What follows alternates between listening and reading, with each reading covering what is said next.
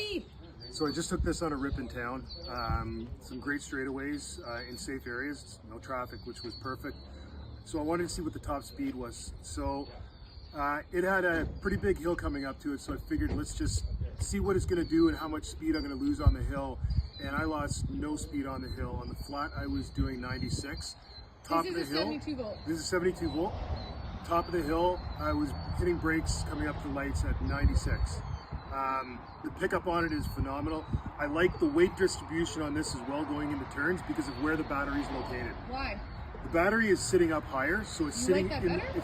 I find that it sits better for me than on the zones. I don't like the way that it's bottom weighted on the zone. See, and Darren does like Yeah. that. And I think it's because he's used to bikes that are riding like this, where I'm just getting into riding these bikes. Yeah. And I like the way that it sits right in the middle of me. So all of the weight is even across, where it doesn't feel like it's being pushed out from underneath me on the other side. Takes a little bit more of getting used to if you're used to a traditional bike.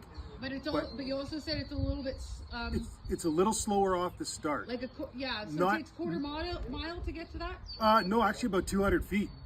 It was literally 200 feet. It's 40 kilometers an hour, and I decided I'm not going to do it in that part there. Yeah. And I went up to where it was 70 kilometers an hour, and I opened it up at 70, and it took me next to nothing to get to that speed. We'll do video. We'll get it at actual